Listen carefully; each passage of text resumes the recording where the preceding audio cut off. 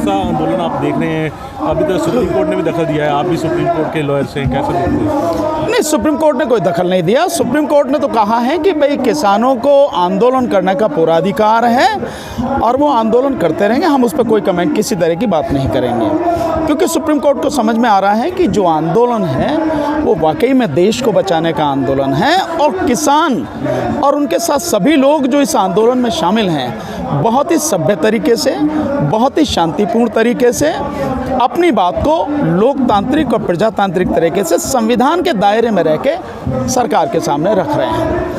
और ये आंदोलन हकीकत में देश को बचाने का है, इसलिए सुप्रीम कोर्ट ने किसी भी हालत में कोई आदेश इस आंदोलन के अगेंस्ट में पारित करने से मना कर दिया साहब। सबका पक्ष रखा। हाँ, उसने कहा कि जब तक हम पूरी तरह से सुन नहीं लेंगे, किसानों का पक्ष नहीं सुन लेंगे, हम कोई आदेश नहीं देंगे और आंदोलन को हटाने का आदेश किसी हालत में हम लोग नहीं देंगे। तो समझ में आ रहा है सुप्रीम कोर्ट को मालूम है कि किसान अपने हक लेके बैठा हुआ है, पर सरकार को क्यों नहीं समझ आ रहा? नहीं, सरकार को बहुत अच्छी तरह से समझ में आ रहा। ऐसा नहीं है कि सरकार को समझ में नहीं आ रहा, सरकार को अपनी गलती भी मालूम है, लेकिन है क्या, मैं बार बार हर मंच से बात करता हूं कि जब प्रधानमंत्री दो उद्योगपतियों की गुलामी करने में इतने मस्त हो गए हैं, व्यस्त हो गए हैं कि उन्हें और कुछ दिखाई नहीं दे रहा। वो कहते हैं ना कि हमारे यहाँ कहावत है कि सावन के अंधे को हरा ही हरा दिखाई देता है, तो वो गुलामी में इतने रम गए हैं अंबानी और अडानी की कि उन्हें देश नहीं दिखाई दे रहा। तो जो उनकी भलाई के लिए, जो उनको आगे पहुंचाने के लिए, जो उनका जो साम्राज्य है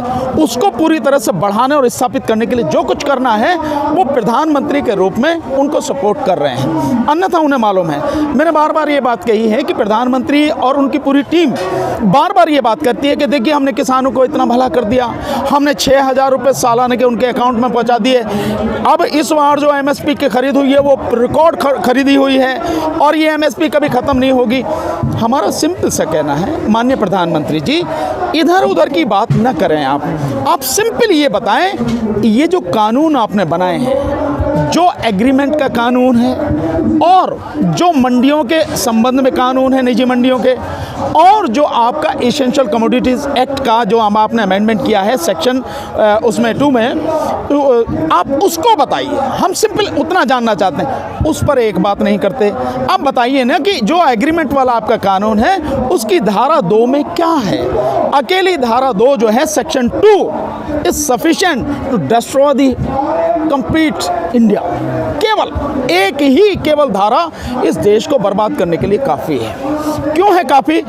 उसमें जो एग्रीमेंट होना है, आप देखिए सरकार कैसे बसती है। सरकार एक तरफ कहती है कि हम MSP जो है उसकी गारंटी देने को तैयार हैं। भाई आपकी गारंटी का मतलब क्या है? जब किसान का और व्यापारी का एग्रीमेंट हो गया, इस ज़मीन में आपको ये खेती पैदा करनी है, फसल, इसका ये क्वालिटी होगी, ये ग्रेड होगा, ये इसका जो है वो होगी आपकी जो है स्टैंडर्ड होगा। दूसरा, इसका ये रेट रहेगा। तीसरा, इसको जो आप जो सर्विस, फार्म सर्विस जिसको आप कह रहे हैं, जिसमें खाद है, बीज है, खेती से संबंधित इंस्ट्रूमेंट हैं, टेक्नोलॉजी है, पेस्टिसाइड्स हैं, वो सारी की सारी, और जो लीगल उसके लिए जो भी चीज़ें हैं वो प्रोवाइड कौन कराएगा? वो व्यापारी जिसका एग्रीमेंट है। रेट भी आपके उसी में फिक्स हो गए कि ये रेट है आपका। अगर कोई विवाद होता है तो सरकार के पास कहाँ जाएंगे? SDM के पास। उससे पहले SDM से पहले ही उस एग्रीमेंट में ये भी होगा कि जो आपस में समझौते के लिए कमेटी होगी वो भी उसमें बनेगी। अब आप थोड़ा सा आप देखिए कि जब ये सारी चीज़ें एग्रीमेंट में हैं तो सरकार की MSP का मतलब क्या है? सरकार सेक्शन 18 में अपने आप को स्टेट गवर्नमेंट, सेंट्रल गवर्नमेंट, आपका SDM, आपका तहसीलदार, आपका कलेक्टर, सबको आपने बिल्कुल फ्री कर दिया कि इनके खिलाफ कोई भी किसी भी तरह की ना तो सिविल कार्रवाई, ना क्रिमिनल प्रोसीडिंग्स, ना ही कोई और लीगल कार्रवाई इनके खिलाफ नहीं हो सकी। तो आपने बचा भी लिया और आपने बड़े आराम से वो कर दिया। MSP आप कानून भी बना दो, ये एग्रीमेंट वाला एक्ट अगर रहेगा तो आपकी MSP का कोई मतलब नहीं। दूसरा, इसी का विरोध कर रहा है, सरकार कह रही है किसान को समझ नहीं आ रहा। मैं और चीज़ बता रहा हूँ, आप एक चीज़ देखिए, प्रैक्टिकल चीज़ें क्या, इसमें जो लीगल चीज़ें जो हैं वो प्रोवाइड कराने की जिम्मेदारी किसकी? व्यापारी की। आप थोड़ा सा देखिए, इंश्योरेंस कराया जाता है, इंश्योरेंस के पेपर कैसे लिखे होते हैं, बारीक बारीक बारीक बारीक। पढ़े नहीं। पढ़ता है कोई? नहीं पढ़ता। आप किसी बैंक से कर्जा लीजिए, कितना लंबा चौड़ा एग्रीमेंट होता है, 20-25 पेज का। पढ़ता है कोई? वो कहता है भाई यहाँ साइन करो, यहाँ साइन करो, यहाँ साइन करो, सब उस पर साइन करते चले जाते हैं। होता नहीं होता? और जब मामला फंसता है तब पता लगती है कहाँ फंस गए भैया। यही सारी चीज होनी है। लीगल सारी चीजें वो प्रोवाइड कराएगा, खेत की सारी सर्विस वो प्रोवाइड कराएगा, खाद बीज सब कुछ वो प्रोवाइड कराएगा। और अगर जिस ग्रेड का, जिस क्वालिटी का, जिस स्टैंडर्ड की फसल वो चाहिए वो नहीं हो, क्योंकि फसल हमेशा मौसम पर निर्भर करती है। माना बारिश हुई और बारिश होने के बाद में अच्छी बारिश हुई, हवा चल गई, फसल लेट जाती है। जैसे ही फसल लेट गई पूरी फसल बर्बाद हो जाती है। अब व्यापारी कहेगा इस ग्रेड का तो है नहीं, मैं तो लूंगा नहीं। अब आप कहाँ जाओगे? अब आप जाओगे कि जो एग्रीमेंट में कमेटी बनाई है समझौता वाली, उसके पास 1 महीने में वो देगा अपनी रिपोर्ट। उससे आप संतुष्ट नहीं है तो फिर आप जाओ SDM के पास। SDM बनाएगा, एक पहले वो कमेटी बनाएगा, फिर उस पर भी नहीं सुलझेगा, फिर वो सुनेगा, 1 महीने में वो देगा। उस पर भी नहीं बात बनी तो फिर आप कलेक्टर के पास जाओ, वो भी 1 महीने में देगा। और जो भी उसने कर दिया वो सिविल कोर्ट के फैसले के अनुसार लागू होगा। मतलब सिविल कोर्ट का फैसला जो होगा उसका ये है कि अगर जैसे आपने देखा होगा कि लगान भराई कुछ होती है, वो रह जाती है तो तहसीलदार जाता है, लगान भराई नहीं देता तो किसान को उठा के ले आता, 15 दिन को जेल में तो वैसे ही डाल देता है। होता नहीं होता? इस तरह की ये सारी चीज़ें होंगी। और जब इसके बाद जो सारी चीज़ें 3 महीने अगर झगड़ा चलेगा, उन 3 महीनों के झगड़े में खेत तो मेरा खाली पड़ा रहेगा ना, वो होने नहीं देगा ना किसी भी तरह से मेरी। तो जब 3 महीने, क्योंकि किसान तो क्या है, एक फसल काटी, उसके बाद पानी लगाया, खाद लगाया, तैयारी की, दूसरी फसल 1 महीने के अंदर अंदर दूसरी फसल बो देता है। ये किसान का जो है ढंग है, वो तरीका है। लेकिन आपकी वजह से जो भी लिटिगेशन में फंसेगा उसमें 3 महीने तक मेरा खेत खाली पड़े रहेगा।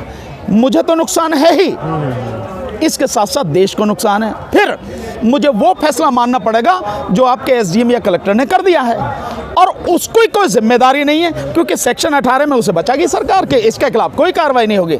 मैं तो मर गया, है नहीं है?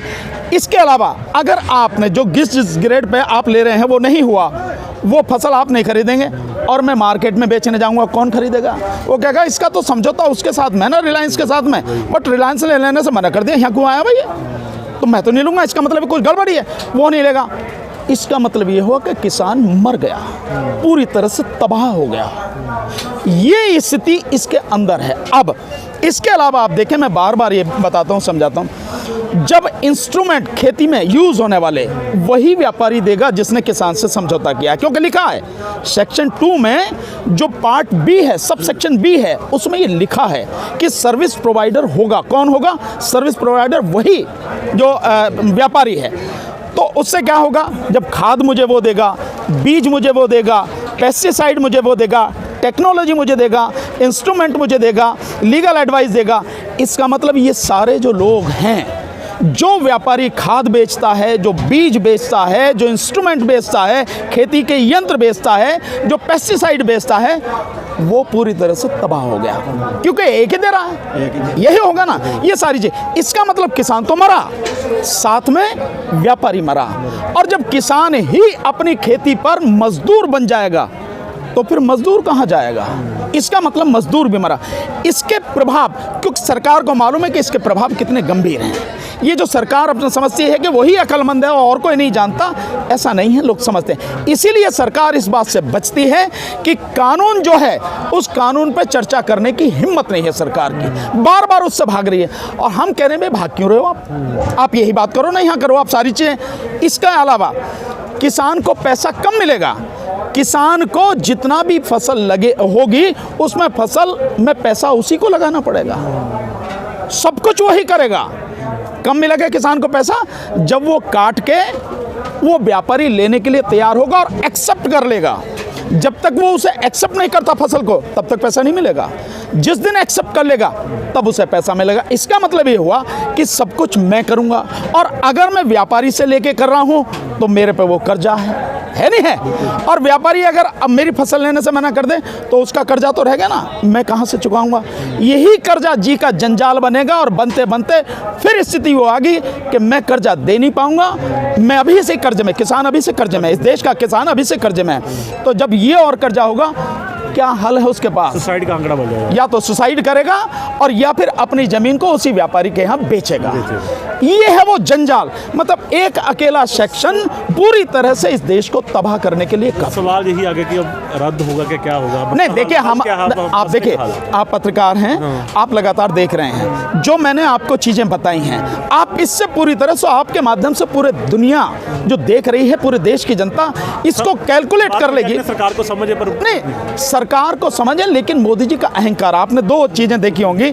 अभी कृषि मंत्री ने ग्वालियर में फूलबाग में मीटिंग की और उन्होंने ये शब्द कहा कि अगर मोदी जी की छवि बिगाड़ने की कोशिश की गई तो सरकार उसके खिलाफ में काम करेगी, लड़ेगी उसके लिए। इसका मतलब ये कानून की बात नहीं हो रही, ये बात मोदी जी की छवि की हो रही है। यही हुआ ना। दूसरा, बीजेपी के आरएसएस के एक नेता कह रहे हैं कि ये मोदी जी की इज्जत का सवाल है, सरकार मोदी जी के साथ में खड़ी है और किसी हालत में पीछे नहीं रही। इसका मतलब ये हुआ कि आपकी छवि जो पूरी तरह से धूल धूसरित हो चुकी है, खत्म हो चुकी है, पूरी दुनिया थू थू कर रही है उस पर, वो छवि जो आपने गोदी मीडिया के माध्यम से बनाई है, झूठ का पुलंदा है और कुछ नहीं है। और आपकी जो है इज्जत, वही सब कुछ है। 130 करोड़ लोगों की, 135 करोड़ लोगों की ज़िंदगी कुछ नहीं है। यहाँ पे लाखों किसान बैठे हैं, रात दिन ठंड में। हमारे कितने जो साथी हैं, लगभग 30 के लगभग शहीद हो चुके हैं। आपको उनकी परवाह नहीं है। आपका अहंकार, आपकी इज्जत, आपकी छवि आपको उसकी है। मैंने सुना ये है और ये सच भी है। और हमारे गुरुओं की जो परंपरा रही है इस देश में, हमारे जो संत महापुरुष रहे हैं, उनकी परंपरा ये है कि जैसे जैसे पेड़ फलदार होता है, झुकता चला जाता है। लेकिन अफसोस कि मोदी जी जितने बड़े होते जा रहे हैं, वो दो उद्योगपतियों की चौखट पर तो नाक रगड़ते हैं, वहाँ तो झुकते हैं, उनकी तो गुलामी करते हैं, लेकिन जनता के सामने नहीं। वहाँ तो खजूर की तरह ऊंचे खड़े ऊपर से देखते हैं, जो उन्हें कुछ नहीं नजर आता है।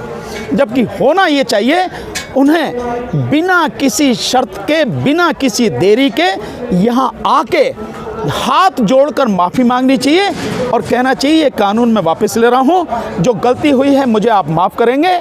मैं समझ नहीं पाया क्योंकि मैं अनपढ़ आदमी हूं, तो मुझे पता नहीं लगी और इन्होंने भी मुझे ढंग से बताया नहीं। अगर पढ़ा लिखा होता तो मैं देख लेता कि क्या स्थिति है। तो मुझे आप माफ़ करो, मैं कानून वापस ले रहा हूं, एमएसपी को कानून बना रहा हूं। जो अब तक एमएसपी नहीं मिली है और केवल 6% लोगों को मिली है, वो बाकी 94% लोगों को भी एमएसपी दूंगा। ये कानून बनाऊंगा और अब आप अपने घर जाओ, मैं जाके संसद की जो सत्र बुला के इसको ख़त्म करता हूं। होना ये चाहिए। अगर ऐसा नहीं होता है, मोदी जी में जितना दम हो, मोदी सरकार में जितना दम हो, आरएसएस में जितना दम हो, पूरी ताकत लगा लें, आजमा लें। ये आंदोलन इन तीनों जो कानून हैं, इनको खत्म करवा के इनको वापस लेकर ही वापस होगा और एमएसपी को कानून बनाकर ही वापस होगा। उससे पहले होगा नहीं। किसी भुलामे में माननीय प्रधानमंत्री जी न रहेंगे। अच्छा बोला।